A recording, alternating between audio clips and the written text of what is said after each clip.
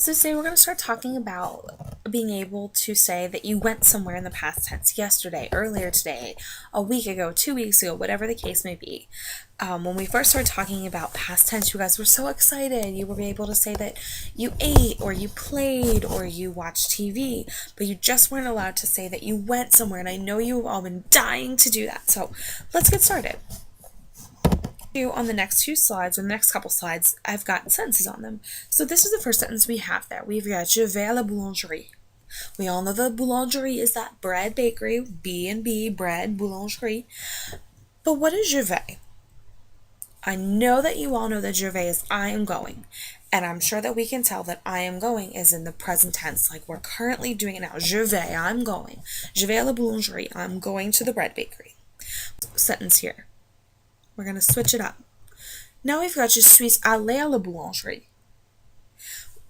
If you remember when we were talking about eating or drinking or sleeping or watching TV in the past tense, there was always something at the end of our verb that made us remember or realize that it was past tense. And you should be able to see it now. If you don't remember, you should know that it's that little E with the accent on it. But if you notice here, now we're not just playing around with one E at the end of the sentence. We've got two here, a possibility of two. I wonder why that is. Well, let's take a look at the next one. So now we have tu vas à la pâtisserie.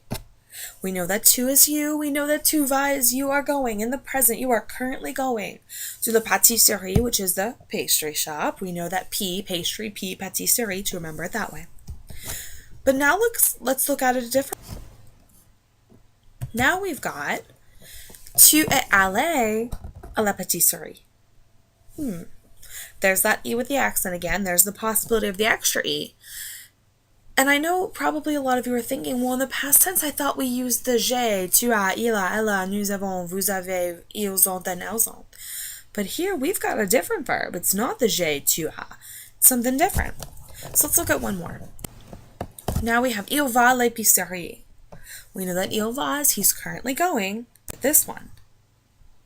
Now we've got il est allé à l'épicerie. Another E with an accent. We got a different word. It's not il a, it's il est this time. So let's look at this slide here. To say that someone went somewhere. We know if we see went, we know that we're talking about in the past. So first step. You're going to need a subject. Who is that person? Who is the person that went to this place in the past tense? Is it you? Is it someone else? Is it he? Is it she? Is it all of us? Is it we? Is it they? So we got to figure that out. So I gave you the examples in case you weren't sure, in case you didn't remember. The second thing you're going to need, instead of the form of avoir, remember it used to be subject, form of avoir, and then your past participle, now it's going to be the subject and a form of être.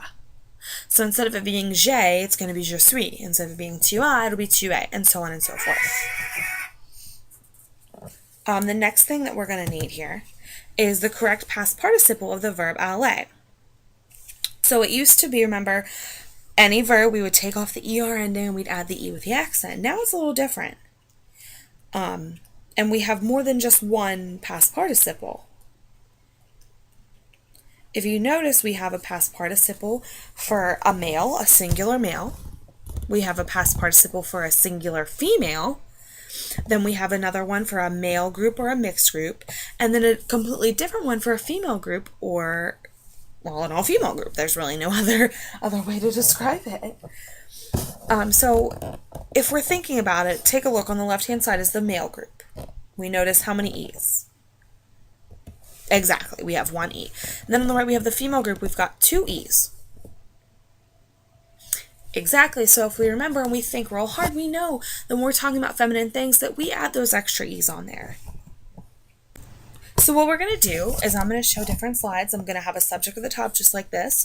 I've got a picture of different places because you know we've been talking about those places in town. I want you to get with your partner, and I want you to use these slides, and I want you to tell me that the people, or the subject at the top, went to the place here that's shown in the picture. There are 10 of them, so each of you will do 5. I'll be around. I want to hear you. I want to listen to and help you, improve your speech. So, good luck.